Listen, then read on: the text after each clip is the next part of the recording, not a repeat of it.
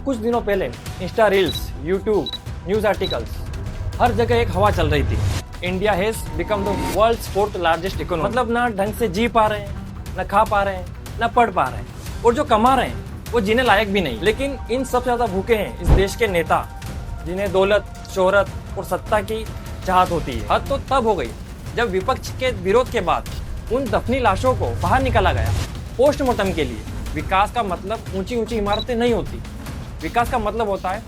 जय हिंद दोस्तों, welcome to the changers YouTube channel, जहां एजुकेशन बदलती है थिंकिंग और थिंकिंग बदलती है लाइफ। बिना इधर उधर की बातें किए सीधे मुद्दे की बात करते हैं। हम आपको एक छोटी सी कहानी सुनाते हैं जिससे आप समझेंगे कि इस देश में एक हवा चल रही है और वो हवा बिना ऑक्सीजन की है, जो इस देश की जनता का गला घोट रही है। सोचिए, एक रंग बिरंगी बस एलईडी लाइट से सजी धजी, मस्त साउंड सिस्टम चल रहा है, नेताजी अंदर खा रहे हैं, पी रहे हैं, नाच रहे हैं, और उस बस पर लिखा है विकास रथ यात्रा।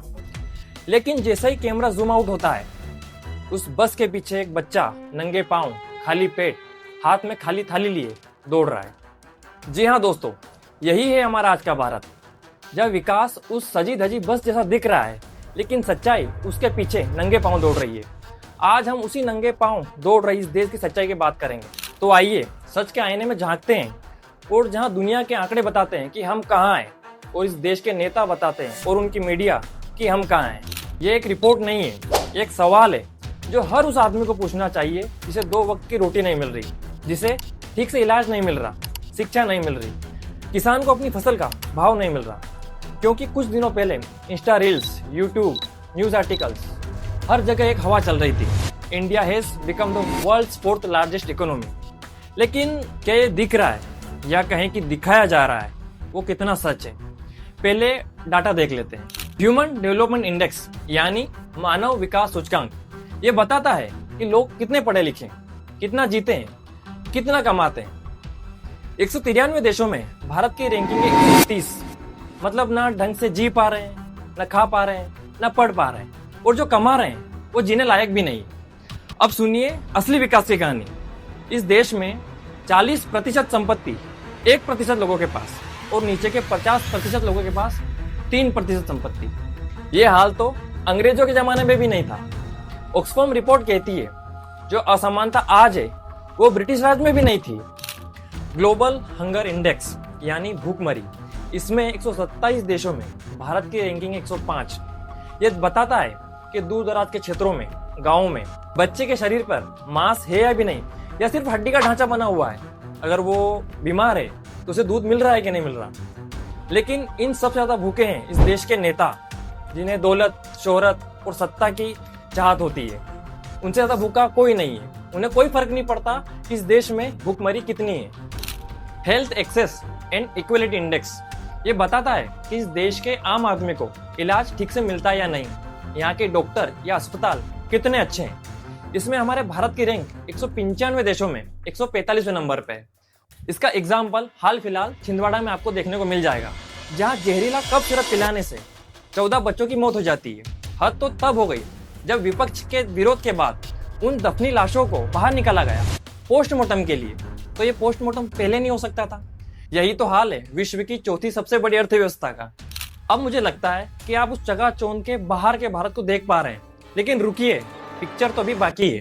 वर्ल्ड हैप्पीनेस रिपोर्ट ये बताता है कि लोग हंसते कम हैं, चिंता ज्यादा करते हैं, कर्ज में दबे हुए हैं, घर में रोज लड़ाइयाँ होती है, तो देश खुश नहीं है, भले इस देश के नेता मुस्कुरा रहे हो। इसमें हमारे प्यारे भारत की रैंक 147 देश में 118वें नंबर पे। अब बात करते हैं आपके बच्चों के भविष्य की, एजुकेशन इंडेक्स की। इसमें बताता है कि गांव में स्कूल तो है, लेकिन मास्टर नहीं आता। बच्चा 5वीं में पहुंच गया है, लेकिन उसको नाम लिखना नहीं आता। तो शिक्षा का हाल बेहाल है।